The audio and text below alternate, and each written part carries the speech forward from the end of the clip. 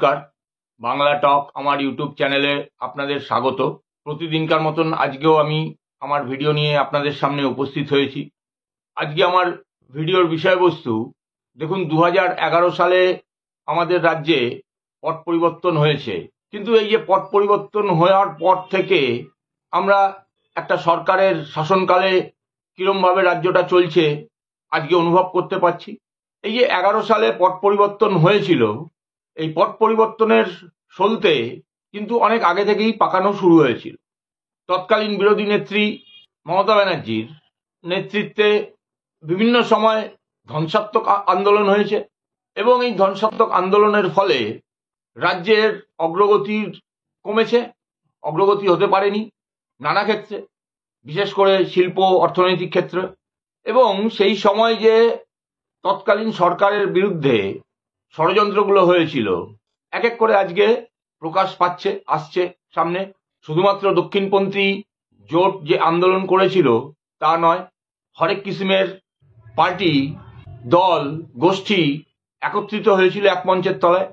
2006 সালে বামফ্রন্ট 235টা আসনে জয়লাভ করার পরে শিল্পায়নে গতি আনার জন্য তৎকালীন মুখ্যমন্ত্রী বুদ্ধদেব ভট্টাচার্য তিনি যে স্বপ্ন দেখেছিলেন, যে দূরদৃষ্টি দিয়ে আগামী দিনটা দেখতে পেয়েছিলেন এবং যে জায়গায় আমাদের এই পশ্চিমবঙ্গকে নিয়ে যেতে চেয়েছিলেন শিল্পের ক্ষেত্রে, কর্মসংস্থানের ক্ষেত্রে, বেকার যুবকদের হাতে যাতে কাজ থাকে, তার জন্য তার যে প্রয়াস ছিল, সেই প্রয়াসেরই কয়েকটি অংশ ছিল, যেমন সিঙ্গুর, সেরকমই নন্দীগ্রাম, হরিপুরে তাপবিদ্যুৎ কেন্দ্র।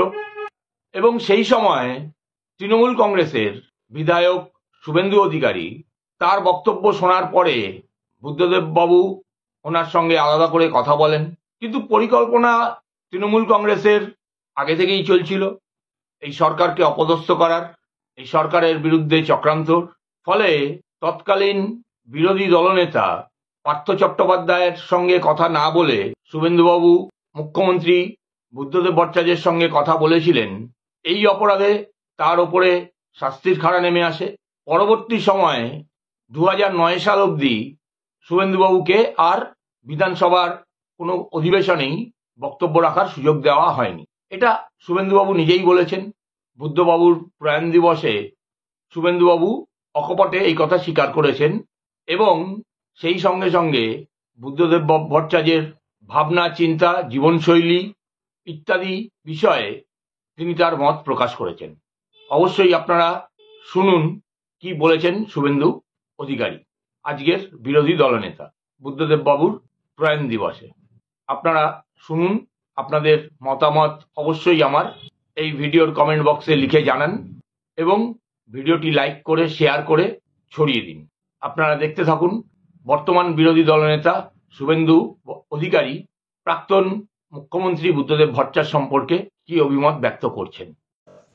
235 আসন নিয়ে বামফ্রন্ট ক্ষমতায় এসেছিল। আমি দূর থেকে বুদ্ধবাবুকে দেখতাম, তার বক্তব্য শুনতাম। বুদ্ধবাবু 2007 সালের 7ই জানুয়ারির পরে মহাকরণে তার আত্মসহায়কের মাধ্যমে আত্মসহায়ক ধরিয়ে দিতেন। আমার সঙ্গে অনেকবার টেলিফোনেও কথা বলেছেন রিগার্ডিং নন্দীগ্রাম এবং তার আগে হরিপুর পরমাণু বিদ্যুৎ কেন্দ্র বিরোধী আন্দোলনের বিষয়ে অ্যাজ এ মুখ্যমন্ত্রী, অ্যাজ এ পাবলিক রিপ্রেজেন্টেটিভ হিসেবে কথা তিনি আমার সঙ্গে বলেছেন।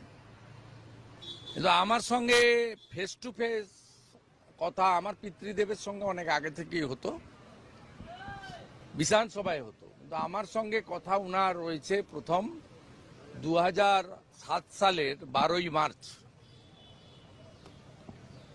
রাজ্যপালের ভাষণের উপরে বক্তৃতা ছিল এবং সেখানে আমাকে তৎকালীন আমার দলের পক্ষ থেকে বলার সুযোগ দেওয়া হয়েছিল 20 মিনিট।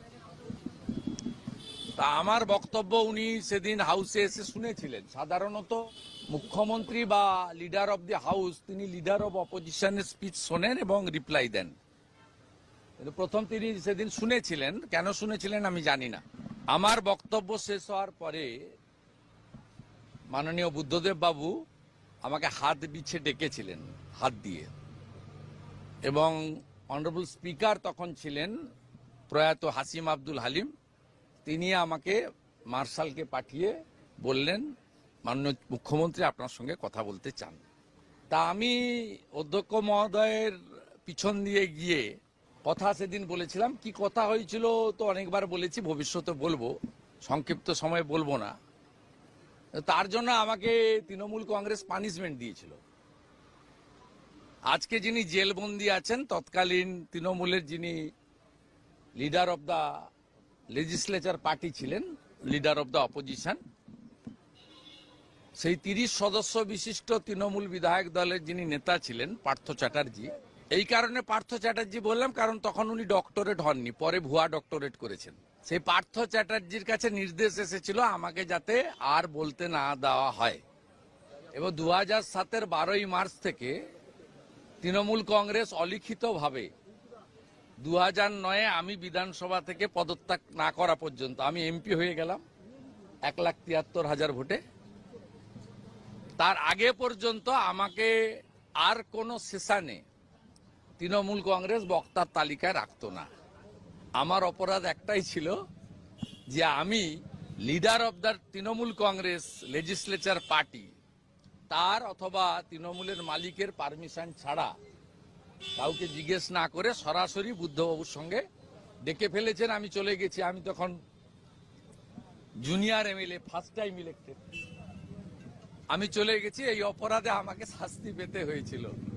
সেইটা আজকের এই বিধানসভায় এসে আমার মনে পড়ে যাচ্ছে। তাই বুদ্ধবাবুর বিদেয়ী আত্মা অমরত্ব পাক, এবং তিনি